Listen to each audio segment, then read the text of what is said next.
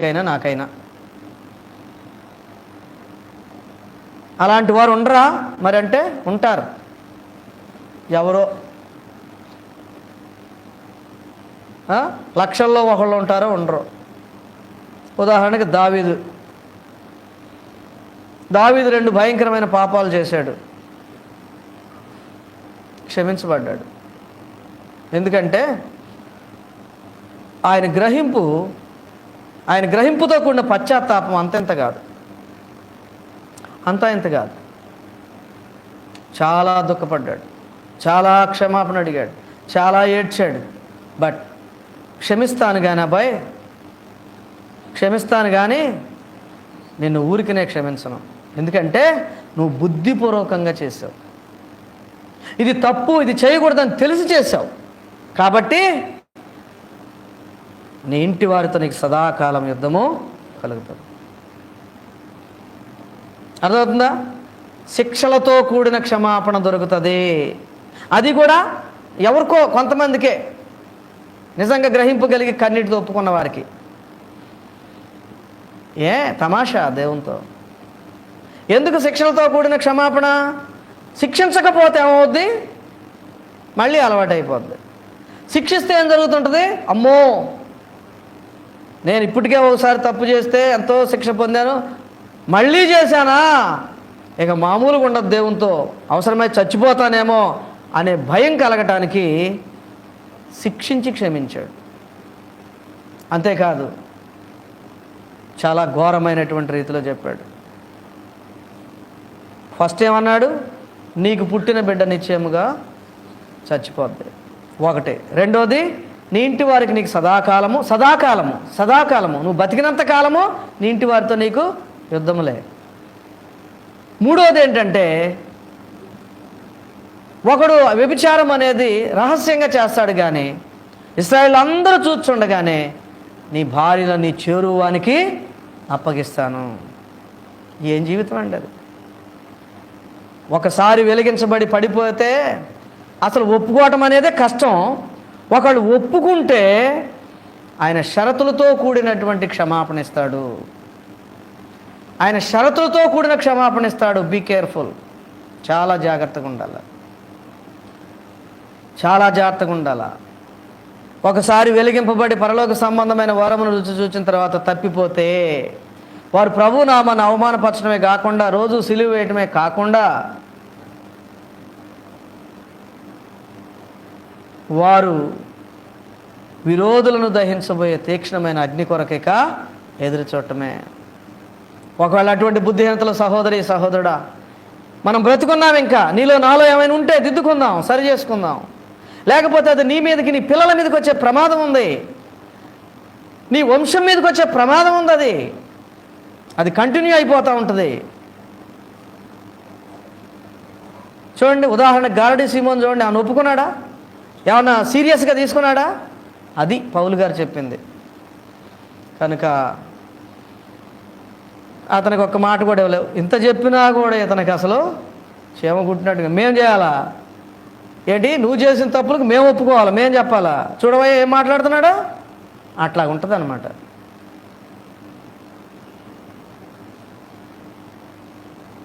శిక్షలతో కూడిన క్షమాపణ కూడా అందరికీ దొరకదు. దావీదు గురించి రాయబడింది ఏంటంటే, ఆ 2 పాపములు చేసిన తర్వాత అతను జీవిత కాలంలోకి మరి అన్నడును ఏ పాపము చేయలేదు. అందుకని అతను చరిత్ర పుటల్లో ఉన్నాడు, ఈ బైబిల్లో రాయబడ్డాడు. మరి నీ జీవితంలో జరుగుద్ది అలాగా? పడిపోయిన స్థితి నుంచి తిరిగి లేవటం జరుగుద్ది అసలు ముందు? ఒకళ్ళ శిక్షలతో కూడిన క్షమాపణ వస్తే ధన్యురాలువే. భ్రష్ట మనసుకు అప్పగించబడద్దు. ఇది చాలా ప్రమాదం. మారుమనసు పొందిన వారలారా, చాలా జాగ్రత్తగా ఉండాలి. మనందరం చాలా జాగ్రత్తగా ఉండాలి. అందుకే పడిన తర్వాత క్లియర్గా పరిశుద్ధాత్మ దేవుడు పేతురు గారితో క్లియర్గా చెప్పాడు. మరి పడిపోకుండా ఉండటానికి మార్గం ఏంటండి? అసలు పడిపోకుండా ఉండాలంటే, చివరి వరకు నిలబడాలంటే మార్గం ఏంటి? మీకు తెలిసిందే. ఏంటది? అపోస్తుల కార్యం 2:42.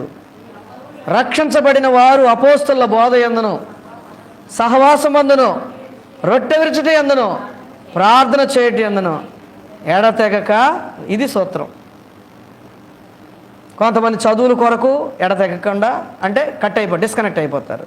కొంతమంది ఉద్యోగాల విషయంలో డిస్కనెక్ట్ అయిపోతారు. కొంతమంది వివాహాల విషయాల్లో డిస్కనెక్ట్ అయిపోతారు. కొంతమంది పెద్ద వయసు వచ్చి డిస్కనెక్ట్ అయిపోతారు. అంటే ఈ నాలుగింటిని కాపాడుకోరు. ఏదో ఒక బోధలండి, ఏమా అక్కడికి వెళ్తున్న ఉద్యోగం అంటున్నాం, మరి అక్కడ ఏ సహవాసం ఉండదని అంటే, ఉందండి అక్కడ ఒక చర్చ్ ఉందండి, అక్కడ బాగానే చెప్తున్నారండి, కవర్ చేసుకుంటారు. అవుట్. అక్కడ అపోస్తల బోధ ఉండదు. స్పెసిఫిక్గా చెప్పాడు అపోస్తల బోధని. ఈ అపోస్తల బోధే నిజమైన బోధ. అన్ని చర్చెస్లో ఇది లేదు, అందరు పాస్టర్లు ఇది బోధించరు అనుకుంటారు. ఉందండి, చర్చి వెళ్తున్నానండి, రెగ్యులర్గా వెళ్తున్నా. అపోస్తల బోధ మిస్డ్. ఆ తర్వాత ఏమైంది? వాళ్ళ సహవాసం అక్కడ కాదుగా, వేరే సహవాసం అది. ఆ తర్వాత వాళ్ళు ప్రభు భోజనం ఎట్లిస్తారు? హెచ్చరిక చేసేవరో, దాని విలువ తెలియదు. మారోజు పొందినోడికి పొందినోడికి కూడా ఇచ్చేస్తారు, వరుస పెట్టి వచ్చిన వాళ్ళందరికీ ఇచ్చేస్తారు. ప్రార్థన చేయుట, ఇవి ఒకదాని తర్వాత ఒకటి తెగిపోతాయి. ఈ చైన్, ఈ లింక్ అనేది తెగిపోద్ది. స్థిరంగా ఉండాలంటే ప్రియులారా, ఇది సూత్రం.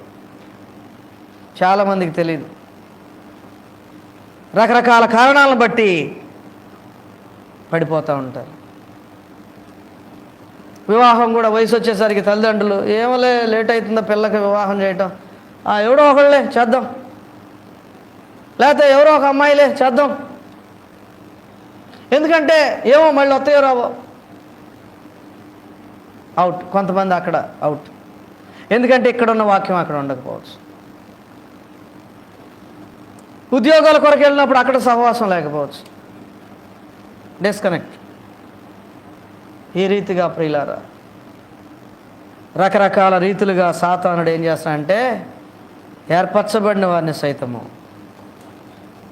వాడు ఏం చేస్తున్నాడు?